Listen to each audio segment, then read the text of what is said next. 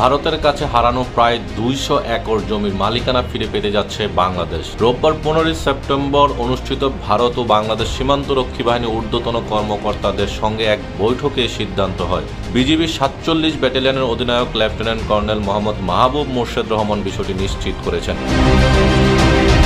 BSF এর আহ্বানে ভারত বাংলাদেশ সীমান্তের কুষ্টিয়ার দৌলতপুর উপজেলার মহিষকুণ্ডির জামালপুর বিওপি সীমান্ত পিলার ১৫২/৭S থেকে আনুমানিক ১৫০ গজ ভারতের অভ্যন্তরে দুই দেশের সীমান্তরক্ষী বাহিনীর মধ্যে এই বৈঠক অনুষ্ঠিত হয়। এতে বিবাদমান জমিগুলো নিয়ে গুরুত্বপূর্ণ আলোচনা হয়। এছাড়াও সীমান্তে হত্যা বন্ধ, মাদক পাচার রোধে দুই দেশের মধ্যে গুরুত্বপূর্ণ আলোচনার সমাধানের পথ বের করা হয় এবং দুই দেশই সীমান্ত নিরাপদ রাখতে কঠোর ভূমিকা পালন করবে।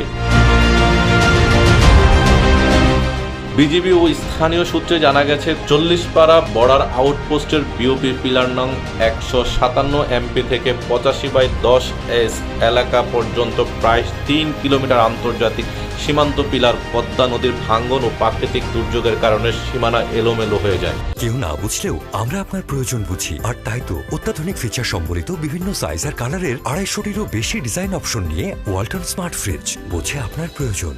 বিজিবির ৪৭ ব্যাটালিয়নের অধিনায়ক লেফটেন্যান্ট কর্নেল মোহাম্মদ মাহবুব মোর্শেদ রহমান বলেন, প্রায় ৩ কিলোমিটার আন্তর্জাতিক সীমানার যে গড়মিল রয়েছে তা নিয়ে চলতি বছর ১০ই ফেব্রুয়ারি উভয় দেশের সার্ভেয়ার ও বিজিবি বিএসএফ কর্তৃপক্ষের সিদ্ধান্ত অনুযায়ী ভারতের অভ্যন্তরে বাংলাদেশের আনুমানিক প্রায় ২০০ একর জমি এবং বাংলাদেশের অভ্যন্তরে ভারতের আনুমানিক প্রায় ৪০ একর জমির গড়মিল রয়েছে, যা আগামী অক্টোবরে একটি সুবিধাজনক সময়ে উভয় দেশের সার্ভেয়ার, বিজিবি ও বিএসএফ এর উপস্থিতিতে পুনরায় জরিপ করে প্রকৃত মালিকদের কাছে হস্তান্তর করতে উভয় ব্যাটালিয়নের কমান্ডাররা একমত হন।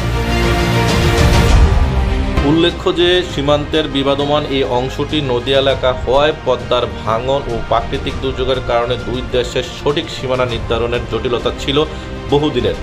দুই দেশের প্রচেষ্টায় তার সমাধানের সম্ভাবনা দেখা দিয়েছে। দ্রুত সময়ে সঠিক সীমানা নির্ধারণ করা হবে, তবে জমি বুঝে না পাওয়া পর্যন্ত কেউই তা ব্যবহার করতে পারবে না। কুষ্টিয়া মিরপুর সংবাদদাতা হুমায়ুন কবির হিমুর পাঠানো তথ্যচিত্রে তানভীর আহমদ, ইত্তেফাক।